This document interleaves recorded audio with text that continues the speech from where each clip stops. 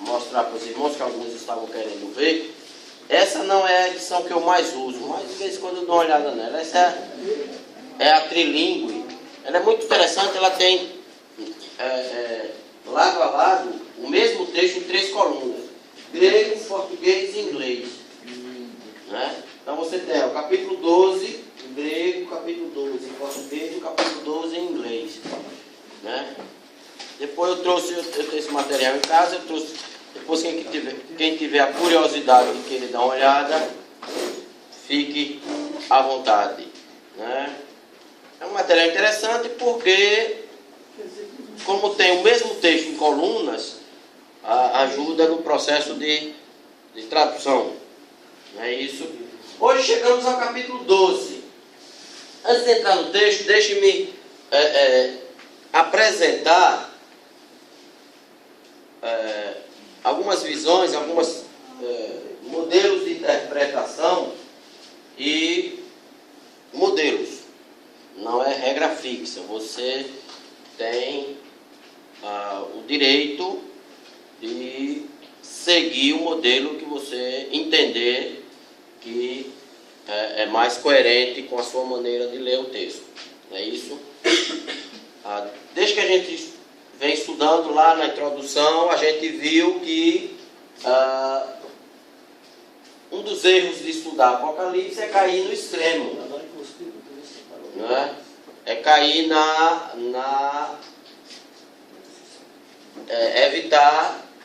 evitar o equilíbrio. Não, aqui está ocupado. Senta aqui, por favor. Está ocupado aqui. Tá. Senta aqui, por favor. Isso. Aqui é bom que o senhor fica pertinho de mim e escuta melhor. E aqui é porque é uma pessoa que tem aí. É, sim. É uma pessoa eletrônica. Você, essa pessoa podia sentar aqui. Sim.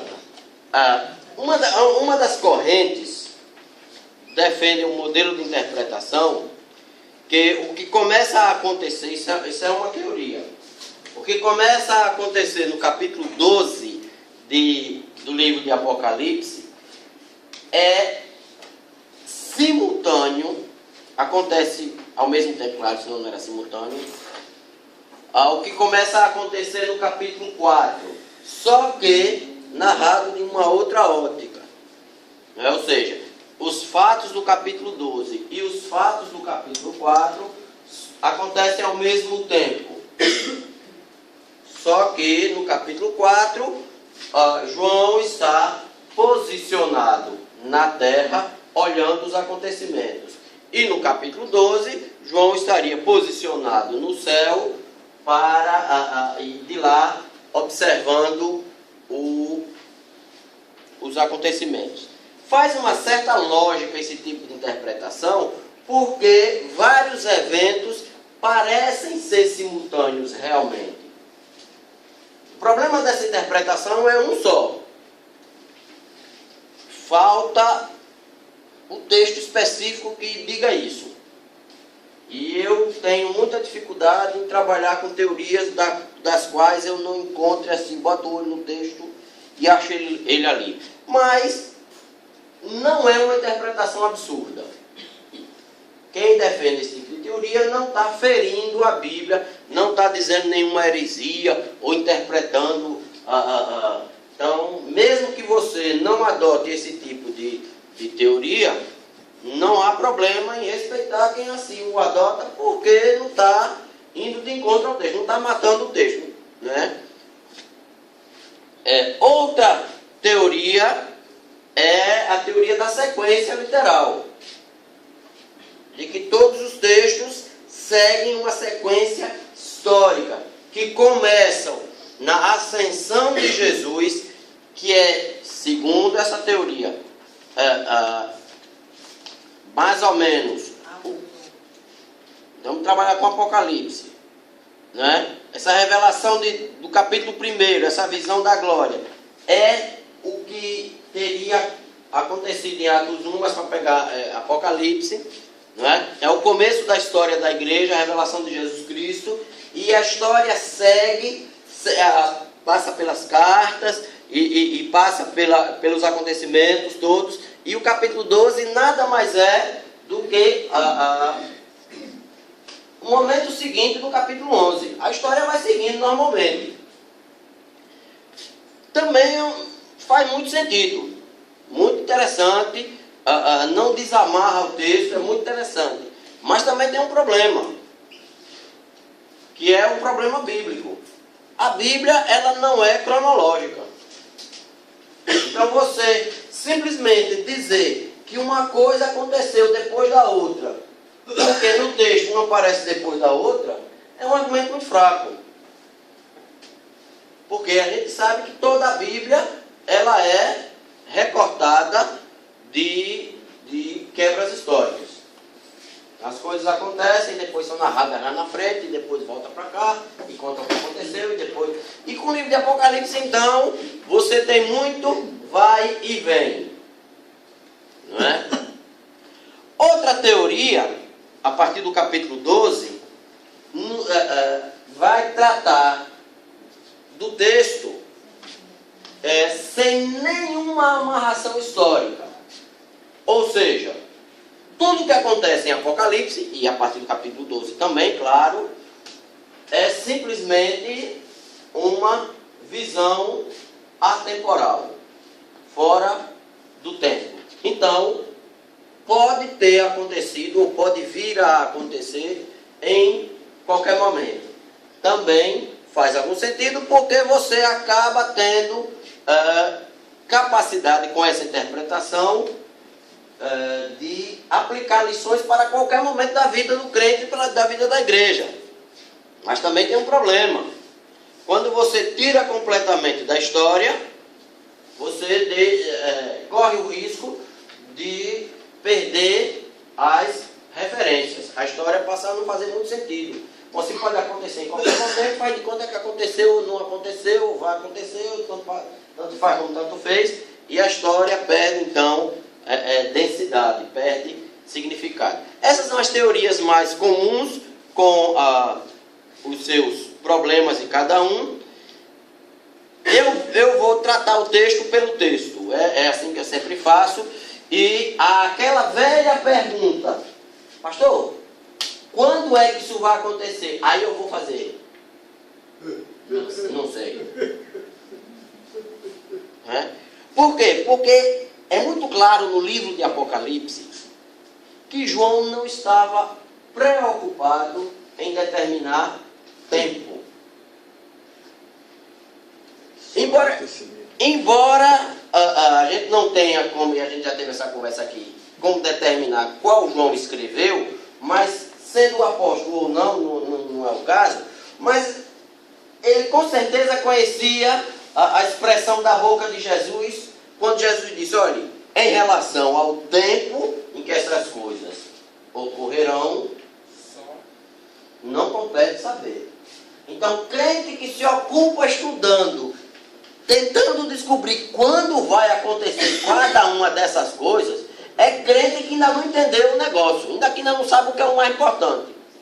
Então a pergunta é: quando é que isso vai acontecer, pastor? Não sei. É antes ou depois? Ou se eu não sei, como é que eu vou saber se é antes ou depois? Eu não sei significa eu não sei. É antes ou depois da grande tribulação? Sei lá. É antes ou depois do arrebatamento? Não sei.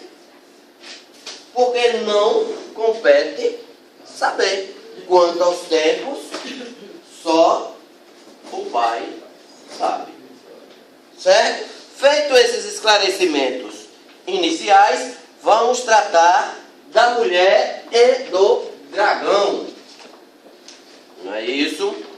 Que, por sinal, essa é uma figura, só pelo nome vocês já sabem, mitológica. Além daquele bicho que vive na Austrália, chamado dragão de Komodo. Na Austrália não. Na Austrália não? Não. É por aquele lado de lá. É É por lado de lá. vai. Aí deixava para os biólogos resolver. Mas o dragão, como a gente conhece das histórias, é um bicho. Também. Sim, mas Dragão. é tudo é bicho fictício, né? Então, quando se refere a dragão, só pelo nome já se sabe que não é nenhuma referência histórica do personagem, porque dragão, aquele bicho bonito, de escamas, de antena, de olho vermelho, que solta fogo. Não é assim, dragão? Aquele chinês, Que voa, né? Mas se você quiser saber como é dragão, é muito legal, tem um desenho animado que é Como Treinar Seu Dragão, que é divertido. Certo? É desenho animado. E lá tem um dragão muito invocado. Né? Vamos deixar essa conversa toda para lá desse dragão, né? Mulher não está definindo. E vamos então ler o texto, como sempre fazemos. Todos juntos? Proclamando: agora veio a salvação, o poder, o reino do nosso Deus e a autoridade do seu Cristo. Amém. Vamos lá? A mulher grávida. Apocalipse 12, 1 a 6. Pode ler, por favor. E viu-se um grande sinal no céu, uma mulher vestida do sol, tendo a lua debaixo dos seus pés, e uma coroa de 12 estrelas sobre a sua cabeça. E estava grávida, e com dores de parto, e gritava com ânsias de dar à luz. E viu-se outro sinal no céu, e este era um grande dragão vermelho, que tinha 7 cabeças e 10 chifres, e sobre as suas cabeças 7 diademas. E a sua cauda levou após si a terça parte das estrelas do céu, e lançou-as sobre a terra. E o dragão parou diante da mulher que havia de dar à luz, para que, dando ela à luz, lhe tragasse o filho. E deu à luz um filho homem, que há de reger todas as nações com vara de ferro. E o seu filho foi arrebatado para Deus e para o seu trono. E a mulher fugiu para o deserto, onde já tinha lugar preparado por Deus, para que ali fosse alimentada durante 1260 dias. Muito bem. Primeira coisa a se destacar, a primeira frase, isso é importante. Um sinal. João vai dizer: eu vi um grande sinal no céu. Ou seja, o que é um sinal? Um aviso. Sinal é aquilo que lhe chama a atenção para outra coisa. O sinal não é o importante em si. O sinal está ali só para lhe fazer uma referência a uma outra coisa a qual você deve prestar atenção. Não é isso? Você vem dirigindo o seu carro tranquilamente e olha aquele negócio vermelho, não é? Não é para você ficar parado e para ele, como é bonito esse sinal vermelho. Não é isso? Ele está ali para lhe chamar a atenção para uma outra coisa. Presta atenção no trânsito. O importante é o trânsito e não o sinal. Isso vale para a explicação por aqui. Ele está dizendo: isso que eu vi no céu, e vou descrever agora para vocês, não é o importante da história. É um sinal. Está Um aviso. me avisando sobre uma outra coisa que você deve prestar atenção. Então, não adianta discutir muito sobre o sinal. Mas aquilo que o sinal está indicando. Não é isso? Primeira coisa do sinal: uma mulher grávida. Se nós fôssemos católicos, teologia oficial católica, exatamente, declara, isso é posicionamento oficial da Igreja Católica, que esta mulher é a própria Virgem Maria. É isso? Mas, lendo o texto para frente e para trás, liga alguns comentários, não tem como concordar com a Igreja Católica. Igreja. Com a Igreja Católica, não tem. Igreja. Peraí, vamos lá. O problema de apresentar o estudo é que ele já tem a resposta de fazer a pergunta. Aí é uma beleza, né? Então, mas aí não combinou assim, a gente combinou só para dizer depois. Apenas só tem uma palavra. Certo? Só disse uma palavra. Então, se você, por acaso, cruzar com essa informação, que é a doutrina oficial da Igreja Católica, não faz sentido. biblicamente não faz sentido essa mulher ser a própria Virgem Maria. Mas, como eles creem, vamos pensar pela Igreja Católica, já disse, comecei dizendo logo que não faz sentido, mas só para dizer como é que eles chegaram a essa conclusão. Como eles creem e pregam que a Virgem Maria, duas coisas, primeiro, continuou virgem depois de ter dado a luz a Jesus. É um dogma. É um dogma na Igreja Católica. Não é? E segundo, ela, como Jesus subiu ao céu, narrado em Atos 1, Maria também subiu ao céu com um corpo igual de Jesus, do mesmo jeito. Ora, se ela subiu ao céu com o corpo glorificado como Jesus, então ela muito bem pode aparecer aqui, porque ela está no céu com o corpo igual de Jesus. Isso é a doutrina católica. Volto a dizer, não faz sentido.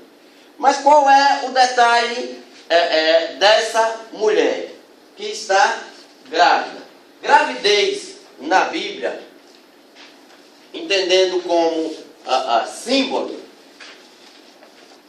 tem sempre a ver com geração, isso é óbvio, de vida. Quem está grávida está. Então, uma mulher grávida é alguém que está a ponto de entregar, gerando que já gerou, se ela já está grávida, né? Ela já está, a vida já está, a nova vida já está dentro dela. Está a ponto de, e o próprio texto diz, dar à luz. Né? Dar à luz. Essa ilustração, dar à luz, essa figura que é recorrente, eu já disse, para a gente aprender sobre Apocalipse, a gente precisa muito, não tem como, recorrer ao Antigo Testamento principalmente, mas também ao Novo Testamento. A figura de dar à luz é uma figura comum daquela situação, hoje em dia, o parto, usar o termo que os médicos usam hoje, está mais humanizado, né? A mulher não sente muitas dores, e tem todo o exame pré-natal, aqui e tal, e todo um acompanhamento médico. Não é essa a questão, a gente não vai discutir isso. Mas você deve lembrar como era um parto há 2000 anos atrás. Hoje, uma mulher que faz um bom pré-natal, chega a hora de dar luz, primeiro já é previsto a hora exata, né? E já sabe também o que é o neném, né? Sim, não, e já viu com ultrassom e tal, e o médico acompanha e tal, e, né? Na época não tinha nada, nenhum exame, nada. Ela tinha mais ou menos a noção, porque era 9 meses, então era mais ou menos por ali. Ela não sabia a hora, não sabia o tanto que ia doer, a possibilidade de não sobreviver ao parto era enorme, o número de mulheres que morriam no parto era altíssimo. Então, quando disse que ela estava sentindo dores de parto, ou seja, ela estava para dar à luz, e isso era alguma coisa para ela, embora pudesse gerar muita alegria, porque era uma nova vida, mas era assustador. Porque ela não tinha noção do que ia acontecer. Menina na sessão, perfeito, vai nascer vivo. A própria mulher se questionava, eu vou sobreviver a isso aí? Não é? Então, quando o texto diz, olha, essa mulher está grávida, está para ter um filho, ela está para apresentar ou dar à luz uma nova vida, mas é um momento assustador. Ela gritava, porque era isso que acontecia. Não é? Então, é claro que o texto não vai dizer quem é essa mulher. Uma das teorias, como bem lembrou o irmão Dernival, é que seja a igreja. Não é que ela é a igreja, mas veja, estamos tratando de um. Então ela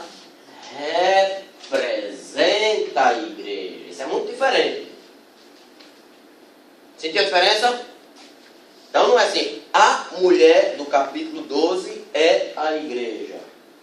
Bom, se você for judaizante vai dizer que é Israel, viu? Mas é outro assunto. Como eu não sou judaizante, para lá. Das 12 estrelas. É, por causa das 12. Mas 12 a gente já aprendeu. 12 significa o quê? Muita gente, muito. Então ela traz sobre a sua cabeça uma multidão de estrelas, né? De brilho, de glória. Mas é um momento duro. A igreja, embora tenha a vida dentro de si, embora ela esteja grávida da vida, mas ela passa por angústia. O momento dessa vida chegar é assustador. Mas, irmão Dernival, o único problema, aí sou eu, de entender a igreja como sendo essa mulher, é exatamente porque ela está grávida. E ela só vai casar no capítulo 21. Significa o quê? Mãe solteira. E essa não é bem uma definição muito lisonjeira para a igreja, né? Eu vim para cá porque eu estou lá de cá. Posso ler uma parte aqui? Pode! Para lá.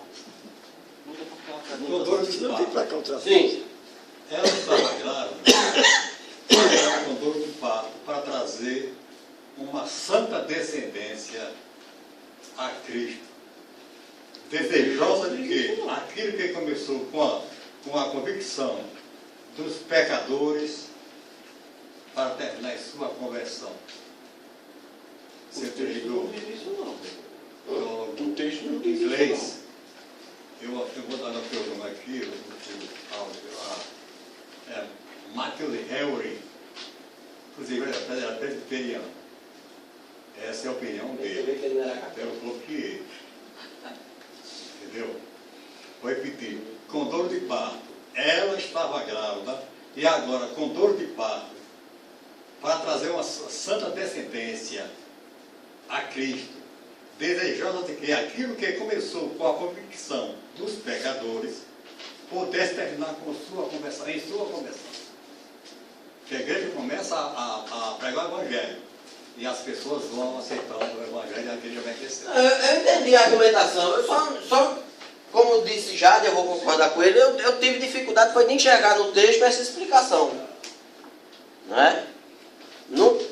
E eu volto a dizer, eu sou muito cioso do texto. Não é? O texto diz que ela estava grávida. Então, literalmente, ela está com a vida dentro de si. A vida já está lá. E ela está para aparecer, para dar à luz. E isso é muito atormentante.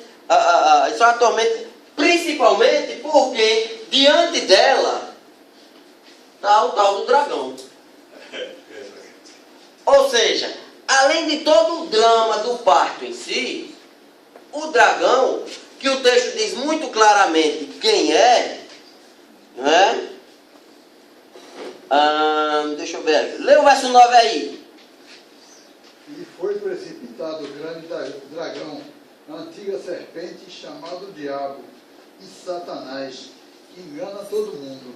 Ele foi precipitado na terra e os seus anjos foram lançados com ele. Então o dragão é bom que não precisa de muita explicação para você saber de quem se trata. Não é? O próprio texto já lhe dá a informação. Quem é o dragão? O mesmo personagem que estava lá no Éden e seduziu a raça humana. Não é isso? É o mesmo personagem que foi precipitado do céu e conta a história toda. Esse diabo, esse dragão, ele está postado diante da mulher enquanto ela sente as dores de parto, esperando a criança nascer. Com que objetivo? É? Matar a criança. Não é isso? Aí chega a questão exatamente da criança. Um filho varão. Voltando à teologia católica tradicional, se a mulher é Maria, o filho é muito óbvio. né? Mas, mesmo a gente não caminhando pela doutrina católica, mas a gente não pode esquecer o que diz o verso 5, veja aí. E deu à luz um filho, homem que há de reger todas as nações com vara de ferro. E o seu filho foi arrebatado para Deus e para o seu trono. Quem é que vai reger todas as nações? Jesus. Quem é o filho da mulher? Jesus. Jesus não se converte. Deus indica. Deus. Então, você entender que a mulher estava grávida daqueles que haveriam de se converter, é você entregar aos convertidos ou à igreja o centro da história. E o livro de Apocalipse é muito claro quando defende que a história é controlada por Jesus Cristo. A vida que está dentro, e eu posso até entender a mulher como uma representação da igreja, mas a vida que está dentro da igreja é Jesus Cristo. O que é que nos dá vida? É Jesus. A igreja é um corpo vivo, porque Ele é que nos dá a vida. E quando esse Cristo nascer, lembra que é simbólico? Quando Ele aparecer para o mundo, porque por enquanto, o próprio Jesus disse, olha, eu estou no mundo, mas o mundo não me conhece. Não é isso? Eu ainda estou, de certo modo, oculto ao mundo. Mas quando eu aparecer, para usar a expressão de Apocalipse, quando a mulher der a luz, então chegará o tempo em que Deus, em Cristo, vai reinar. Como é que diz? Pegar exatamente a expressão. Vai reger todas as nações com vara de ferro, para usar a expressão. Então, eu posso entender a mulher como uma representação da igreja.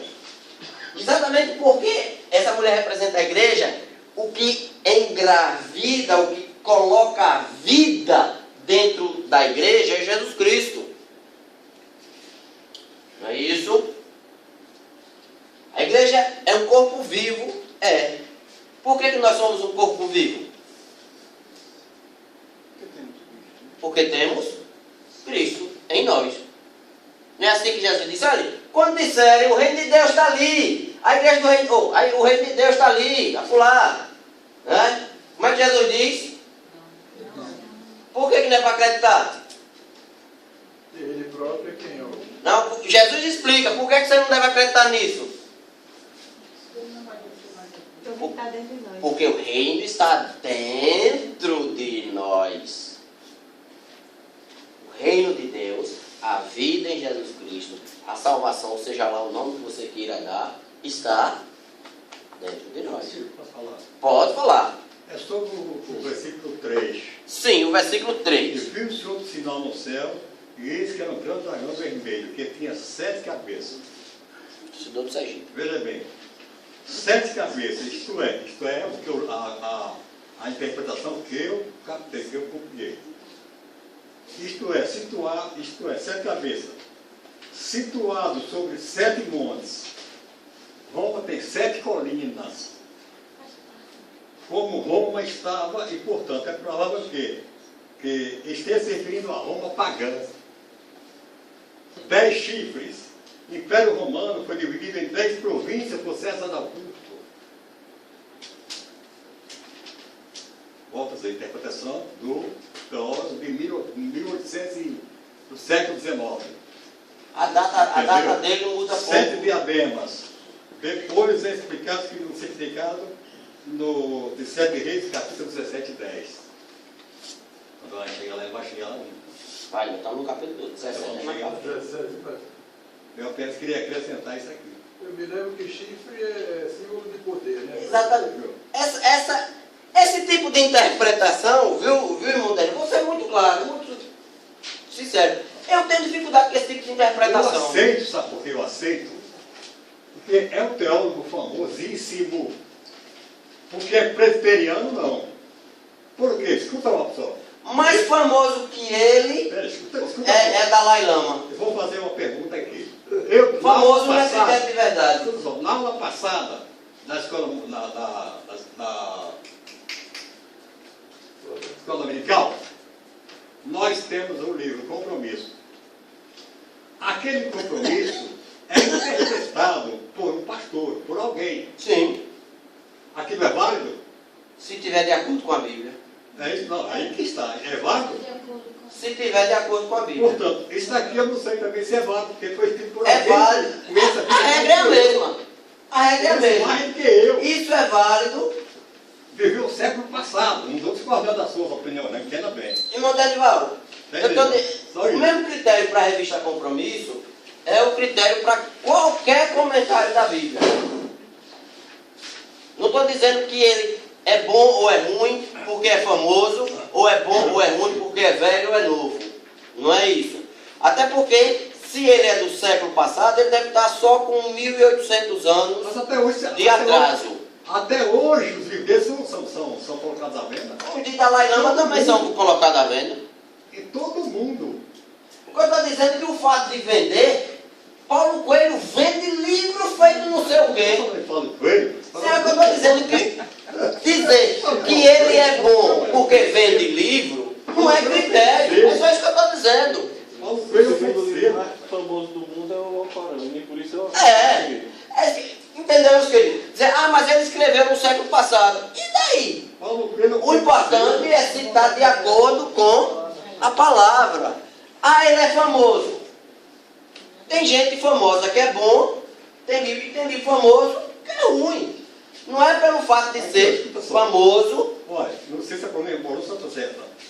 É pronuncio Mateus Henry, 18 de 1662. Morreu em 1714. Foi um comentarista sobre a Bíblia e pastor presbiteriano inglês. Uma de suas obras são comentários especialmente sobre a exegética, aquele assunto que se estuda profundamente o assunto. Você conhece mais que eu isso aqui. Eu já estudei. Então, essa pessoa, eu não consulto um só, não, eu consulto vários. Agora, se a opinião dele não vale, Irmão Danival, o que eu vou fazer? irmão Danival, o que eu estou dizendo é o seguinte: o critério, estou falando do critério de validação, ele é bom ou é ruim, não é porque ele é antigo, porque antigamente o povo também falava besteira. Né? Mas ele escreveu em 1700. E daí? Em 1700 o povo também falava besteira. Não estou dizendo que ele é ruim. Eu estou dizendo que ele não é bom porque é antigo. Os antigos também erravam. Pode ser bom? Pode. Mas ele não é bom porque é antigo. Entendeu? Toca o barco. Seu pai não é bom porque eu tive não.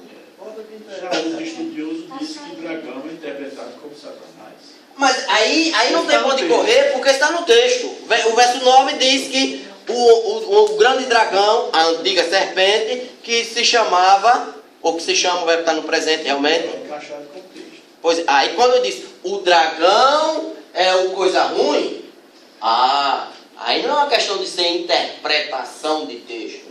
É uma questão de leitura de texto. Isso é uma opinião pessoal minha. Quem dominava o mundo naquela época? Roma. Roma. Mas Roma agia influenciando O Jesus Cristo foi crucificado por causa de Roma. não concordo, não. Não, Roma lá na Judéia. O governador Pilatos foi tirado por Roma. Terminar o argumento, vai terminar seu argumento. Pronto, já parei. Pronto, sem problema. Porque eu não vou mais falar da questão do critério, agora sobre o conteúdo. Pois não. Né? Com Matthew Henry, que eu já estudei a obra dele, certo? Muita gente, desde o século XVI, pensa como ele. No século XX, principalmente, agora o século XXI parou mais, mas no século XX, as teses de Matthew Henry eram uma das mais seguidas, né? Até por um cidadão que ficou famoso um tempo, o pessoal deve ter lido muito a obra dele, um tal de Vin Malmo. Já ouvi falar. Desde que eu comecei a ler esse negócio, Aqueles textos de me dá um negócio por dentro, acaba que diz umas coisas sem pé na cabeça na minha. Só falta marcada. É. A chamada da meia-noite. Eu acho horrível aqueles textos dele. Eu acho que ele distorce a verdade. Distorce não. Ele é direito seu. Eu estou dando a minha opinião. Meia-noite. O mais vendeu o livro nesse século foi Edir Macedo. E agora, o que a pessoa tem que falar sobre isso? Que O cara ele- não está falando em vendagem de livro, está saindo no texto, né? Eu acho que Edir Macedo é um bom vendedor de livro. Então vamos parar a vendagem de livro e voltar ao Eu jogo. estou com o barco.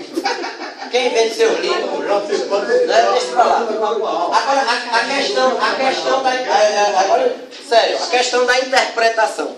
Quando a gente começa a fazer interpretação bíblica, demarcando quem é o quê, a gente esvazia o texto. A verdade é essa. Quando eu começo a dizer que isso é Roma, no momento em que Roma cai, a profecia fica vazia. Não é verdade?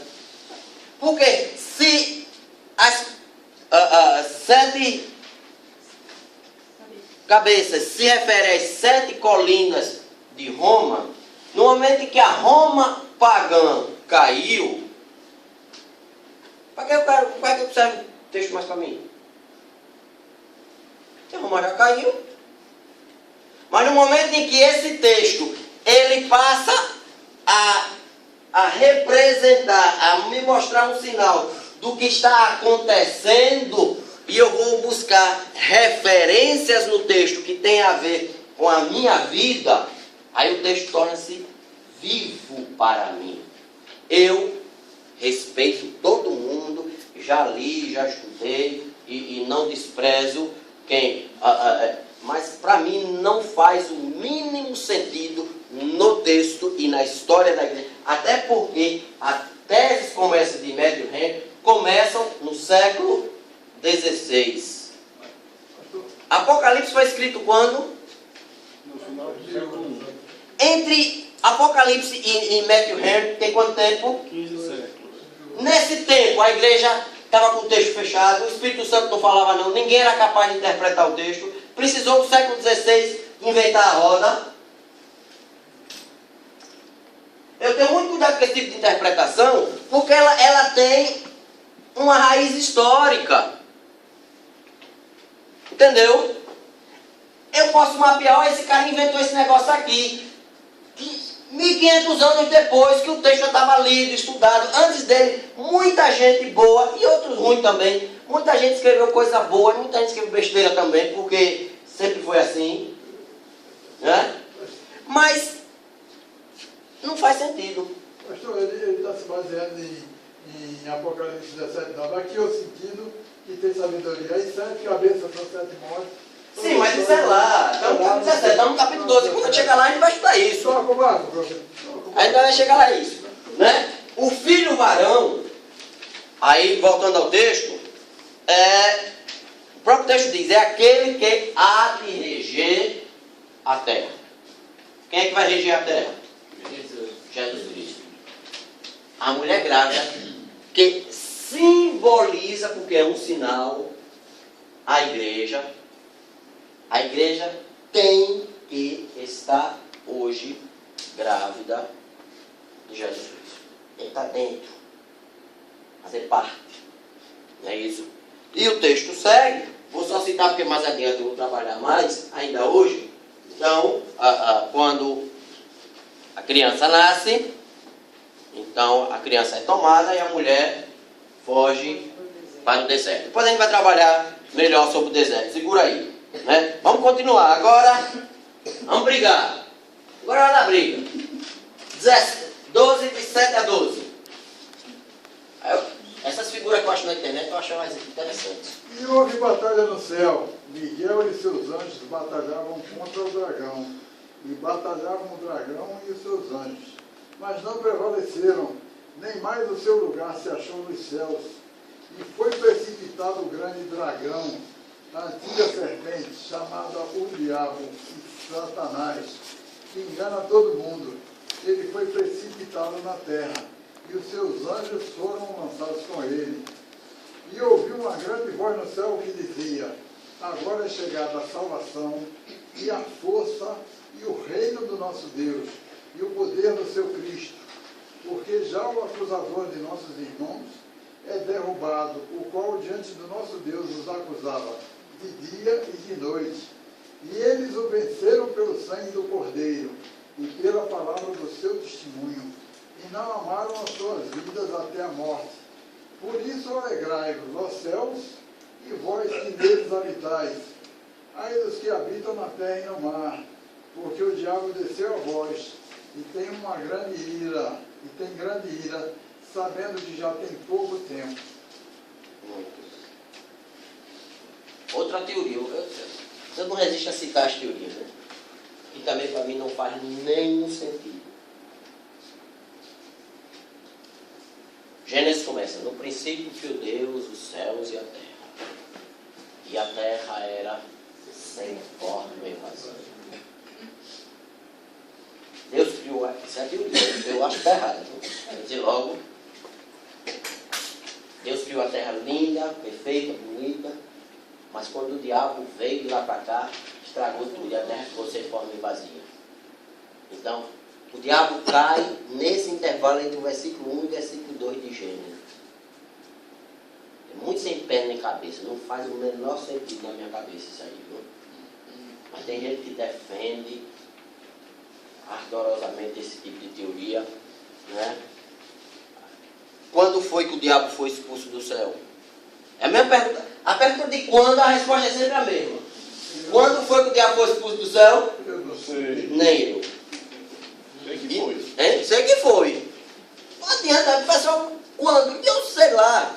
Mas vamos lá. Algumas verdades. Primeiro, a luta é entre Miguel e o dragão. Cuidado, porque a luta não é entre Jesus e o diabo. É entre Miguel. Quem é Miguel? Um anjo. E o dragão. Eram dois anjos lutando.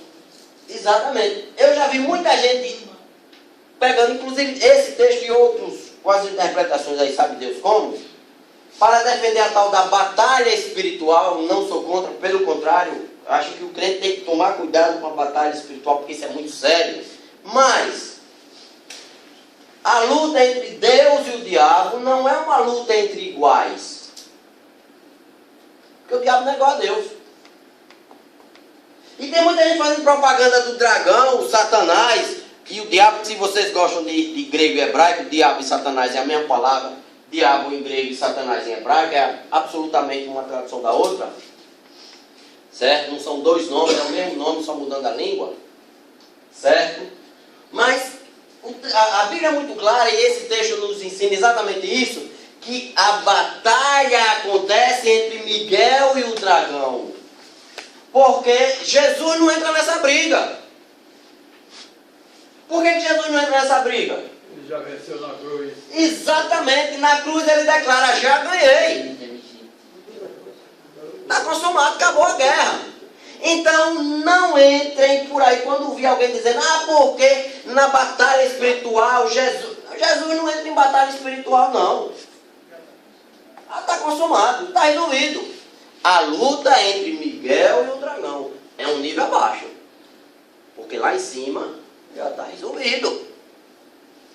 Agora, no andar de baixo, aí a coisa pega. Né? Infelizmente, nós hoje ainda vivemos no andar de baixo. Então estamos no meio da briga ainda. Né? E às vezes, e não preciso provar isso a vocês sabem, no meio da briga dos outros, sobra pra gente, né? Às vezes os caras... Quantas notícias você já ouviu falar de gente que morre de bala perdida? Coitado, não tem nada a ver com a história. Né? Quem está brigando é Miguel e o dragão. Mas às vezes nós, seres humanos, somos atingidos. Falar nisso, se você quiser ler, nunca leu, pode ler, é interessante. Aquele livro... Não. Tenebroso. Já leu? Já. Detalhe. Se não leu, pode ler. É interessante. É obra de ficção. Viu? Eu já vi igreja aqui em Sergipe fazendo estudo daquele livro. E vieram me falar para ver se eu não podia ir. Eu disse, não vou não.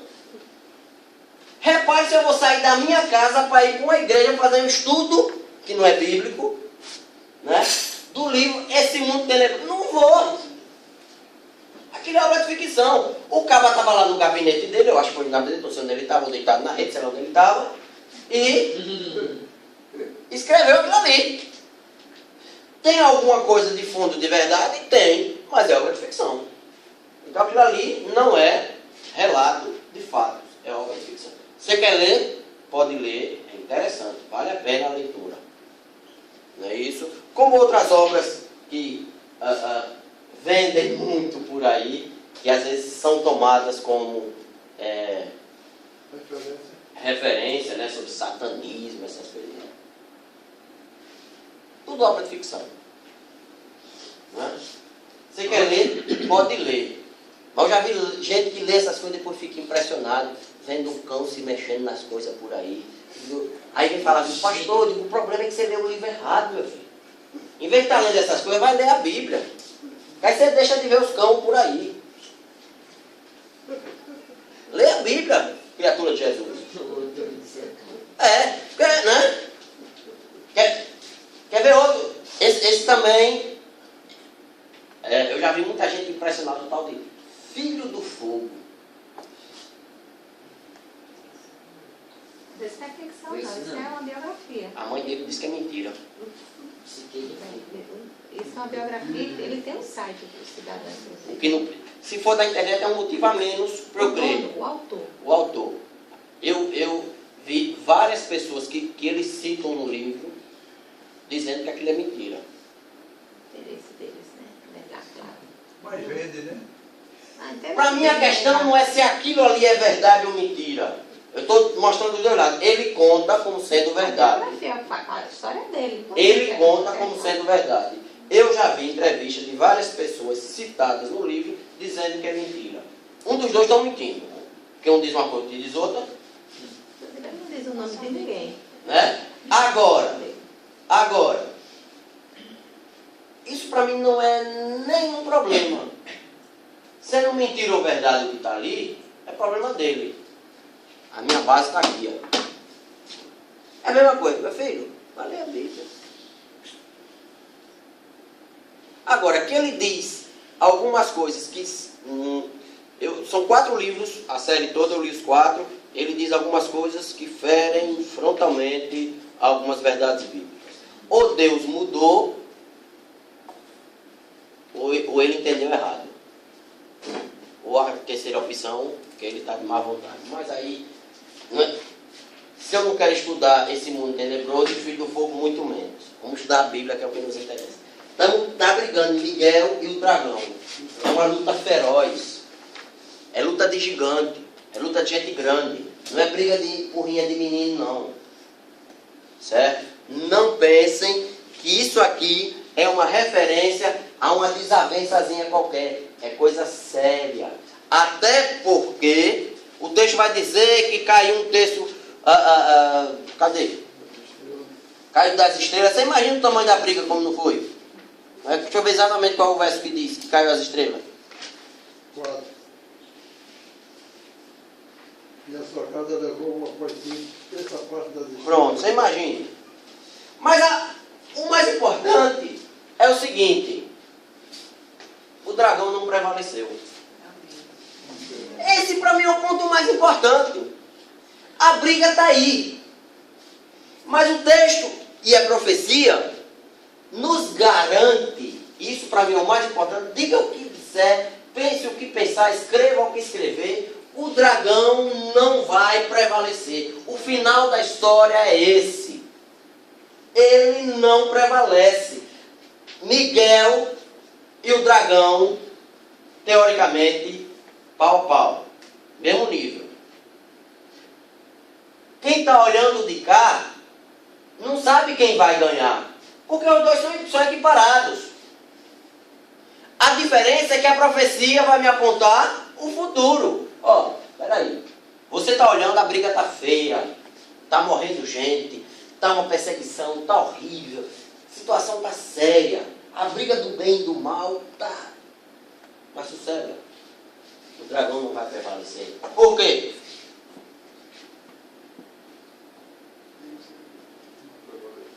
Mas é isso mesmo que eu quero. No meio dessa briga, no verso 10, não é exatamente no meio da briga, enquanto Dragão e Miguel estão brigando, eu ouvi uma grande voz no céu proclamando: agora veio a salvação, o poder e o reino do nosso Deus e a autoridade do seu Cristo. Não é no meio da briga? Apocalipse, desde o começo eu estou dizendo, não tem texto mais alegre, mais efusivo, que desafia tanto a igreja a cantar, louvar e adorar do que o livro de Apocalipse. Enquanto Miguel e o dragão estão brigando, o que é que João ouve no céu? Louvou a Deus. Enquanto a coisa está pegando fogo, ele não ouve dizer: oh, pera aí, gente, cuidado, que o negócio é sério agora, fica preocupado aí, presta atenção. Não, eles vão brigar para lá e nós para cá, vamos adorar o Senhor. A briga é verdadeira, é cruel. E no meio da briga, o que a igreja faz? Se preocupa com o dragão? Não. No meio da briga, o que a igreja faz? Agora vem a salvação, o poder, o reino ao nosso Deus. Enquanto o dragão está se levantando, a igreja está adorando. A igreja está louvando. Né? Agora, voltamos então. Por que ele não prevaleceu? A igreja está lá adorando. Pelo sangue do Cordeiro. O que garante a nossa vitória é o sangue do Cordeiro. Porque maior que está em nós. A briga é séria. A briga é feia. Foi Miguel e os anjos celestiais. Sim. O dragão e o... Miguel e o dragão é a referência do comandante. Ele não é... Aí cada um tem a sua equipe, seu exército, né? O texto se refere só a Miguel e o dragão para dizer quem está comandando a tropa, né? Os dois coronéis. Não é luta de boxe 1 contra 1, não. Não é? Boa observação. Né? Ou seja, Miguel é o comandante das tropas de um lado e o dragão o comandante das tropas do... Na verdade é uma guerra entre dois exércitos. Né? Mas é uma guerra que nós já sabemos do final. Porque pelo sangue do Cordeiro,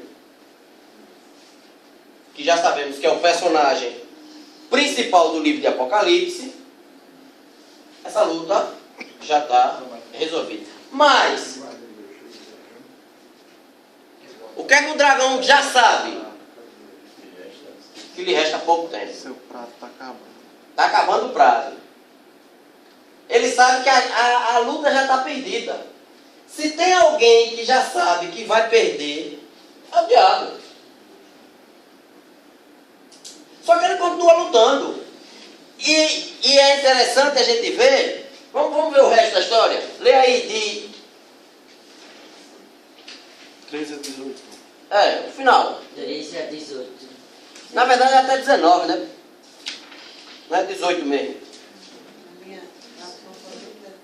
Oxê, é 18. Lê aí de 13 a 18. Quando, pois, o dragão se viu atirado para a terra, perseguiu a mulher que dera à luz um filho varão. E foram dadas à mulher as duas asas da grande águia, para que voasse até ao deserto, ao seu lugar, aí onde é sustentada durante um tempo, tempos e metade de um tempo, fora da vista da serpente. Então a serpente arrojou da sua boca, atrás da mulher, água como um rio, a fim de fazer com que ela fosse arrebatada pelo rio. A terra, porém, socorreu a mulher, E a terra abriu a boca e engoliu o rio que o dragão tinha arrojado de sua boca. Irou-se o dragão contra a mulher e foi pelejar com os restantes da sua descendência, os que guardam os mandamentos de Deus e têm o testemunho de Jesus. E se pôs em pé sobre a areia do mar. É até 17, viu? É 18. Não, 17. No meu também, 17. Lê o verso 17. Irou-se o dragão contra a mulher e foi Não, lê pelejar. o 17. Porque esse que eu leio com 18 é 13 O importante é que o conteúdo é o mesmo. Mas vamos ao que interessa. Vamos ao que interessa. Quando... Não foi quem fez a não foi João que fez essa divisão, não. Já foi o povo depois. Se você quiser botar a palavra para cá, não faz diferença nenhuma. O importante é que está aí. Não está aí? Pronto. Isso é o importante. Quando o dragão viu que estava perdendo, que foi expulso do céu, que tudo que ele tentava fazer deu para trás, deu errado, então, o que é que o texto diz? Vem lá para cá. Eu caio, mas não caio sozinho. Eu morro, mas levo outro comigo. A gente tem que entender que o que João está descrevendo na sua profecia é aquilo que o diabo ainda faz hoje. Isso é atualidade, queridos. O diabo sabe que está derrotado, sabe que não pode lutar contra a igreja. O diabo sabe que, quando ele, usar a expressão da moda, quando ele se levanta é para cair.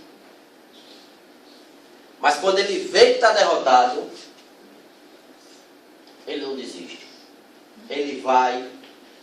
Não pensem que o diabo vai desistir. Está derrotado? Tá. Quem está de pé, que ele anda ao nosso redor. Quando ele viu que não dava, ele disse: eu estou perdido, estou. Na passagem eu levo uns comigo. Por isso que a Bíblia diz: fique esperto, porque o negócio é sério. O negócio é sério.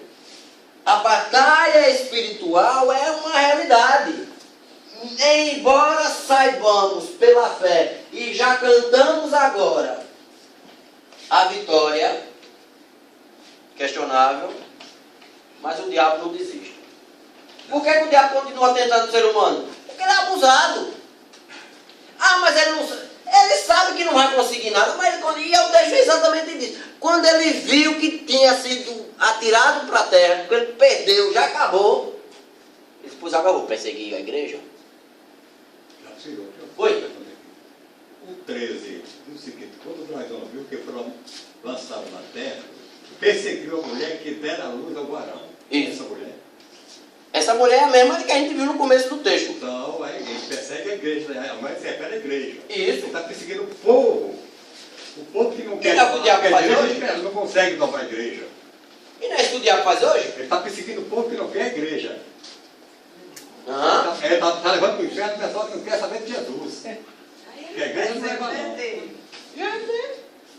Ele persegue a mulher, não é escrito no texto, que deu a luz. Quem é a mulher que deu a luz? A gente já estudou isso hoje. Quem é a mulher que deu a luz? Maria.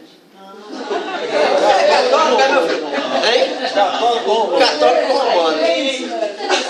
Ela representa a igreja. Representa. Então a gente pode pegar a mesma ilustração. Né? O diabo persegue a igreja.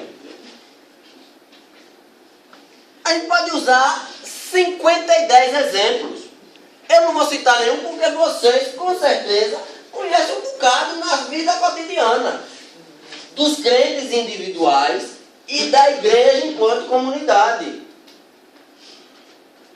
Ou não é isso que o diabo faz com a igreja? A igreja, o diabo não pode ver a igreja sossegada. Quando a igreja está sossegada, ele fica incomodado. Ele perdeu. Eita, Jesus foi glorificado. Se prepare não, que vai ter retaliação. Ele sabe, quando ele viu que tinha perdido, ele partiu para o contra-ataque. Mesmo sabendo que já estava derrotado. Então, não espere trégua do inimigo.